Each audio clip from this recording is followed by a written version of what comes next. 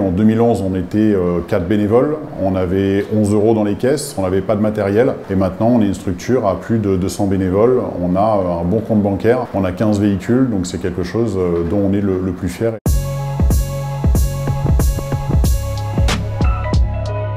Arnaud Sepval, président de la protection civile des Yvelines. Donc l'activité de la protection civile, on est une association loi 1901 qui est agréée par le ministère de l'Intérieur et on fait différentes missions sur le territoire national et donc du coup sur les Yvelines, on fait des missions d'aide, de secours et de formation sur le territoire des Yvelines. Alors moi de mon côté, mon grand-père était pompier volontaire, j'ai fait des études en école de commerce à Clermont-Ferrand et j'ai pas pu en fait lier les deux.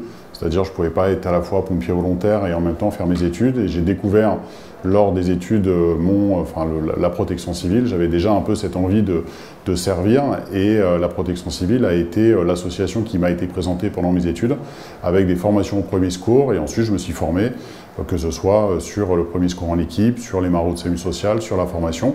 Et après j'ai vraiment eu l'envie de pouvoir continuer et quand je suis arrivé sur le département des Yvelines, de là où je suis originaire, j'ai pu commencer en fait un engagement en 2011 en tant que président et j'ai remonté totalement le département des Yvelines au niveau de la protection civile. L'activité, elle est fatigante, c'est du bénévolat, et c'est-à-dire qu'on est bénévole, mais on a également une activité à côté, c'est-à-dire qu'on se doit obligatoirement de s'entraîner, de donner des heures, que ce soit en week-end, que ce soit en soirée, parfois la nuit, quand on doit répondre aussi sur des déclenchements nocturnes. On a en fait cette difficulté, et cette difficulté c'est aussi de manager des bénévoles. Je suis moi-même bénévole et c'est de trouver du temps et de pouvoir aussi s'investir sur le long terme. L'aspect que je préfère le plus, c'est de pouvoir aider les personnes, quelles qu'elles soient, que ce soit lors d'une garde qu'on va faire par exemple chez les sapeurs-pompiers où on va pouvoir aller aider la population ou aider la population pour faire une formation au premier secours. En fait, on a vraiment un sentiment d'aide où on peut avoir vraiment une valorisation de ce qu'on fait auprès du grand public. On est vraiment en fait le conseiller du maire et des élus sur tout ce qui va concerner les missions de la protection civile. Donc on va pouvoir mettre en place, par exemple avec un CCAS, des maraudes de SAMU social. On va pouvoir mettre en place, par exemple, un véhicule douche qu'on a fait récemment pour aller donner des douches aux personnes qui vivent dans la rue.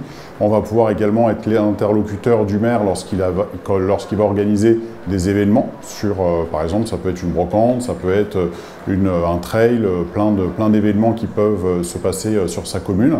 Sur la formation, aussi bien de son personnel, mais aussi des personnes qu'il va pouvoir former à l'intérieur de sa commune. Et on va également intervenir sur le volet du plan communal de sauvegarde, par exemple lorsqu'il y a des inondations ou des caractères urgents sur sa commune, on va pouvoir intervenir et aussi au niveau de la réserve communale de sécurité civile pour encadrer les bénévoles des communes qui voudraient apporter leur aide pendant une crise.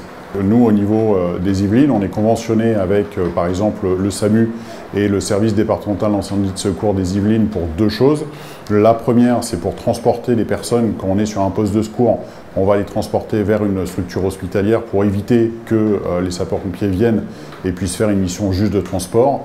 Et on réalise, avec le SDIS 78, des gardes régulières dans les centres de secours du département pour pouvoir faire des gardes et répondre en premier appel sur l'ambulance. Et concernant les forces de l'ordre, on a également, quand on fait ces missions, besoin de la compétence des forces de l'ordre sur du maintien de l'ordre, mais on agit également avec eux sur des missions de recherche de personnes disparues, par exemple, avec notre unité équestre, ou d'avoir un soutien logistique pour les forces de l'ordre. Le pire souvenir, ça a été le Bataclan. Donc on est intervenu au Bataclan, on était en train de faire une maraude SAMU social. On a été appelé au départ juste pour une fusillade sur les terrasses de café. Ça s'est transformé en Bataclan. Donc c'est une opération où on a pu bien entendu apporter notre réconfort, notre soutien. Mais après, c'est ce qu'on disait tout à l'heure, la dureté aussi du bénévolat. C'est-à-dire que c'est une mission qui est intéressante, mais c'est bénévole. Donc on continue notre activité professionnelle en gardant ce souvenir-là. Et c'est quelque chose où on est quand même bien encadré au niveau de la protection civile et on a pu aussi tous s'en sortir heureusement.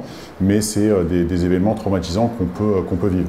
Il y en a plein. Le meilleur souvenir pour moi, c'est d'avoir relancé le département dans les Yvelines avec mes collègues. En 2011, on était 4 bénévoles, on avait 11 € dans les caisses, on n'avait pas de matériel.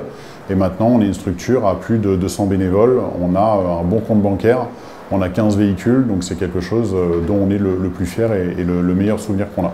Et il est encore à terminer, il y a beaucoup de tâches à faire.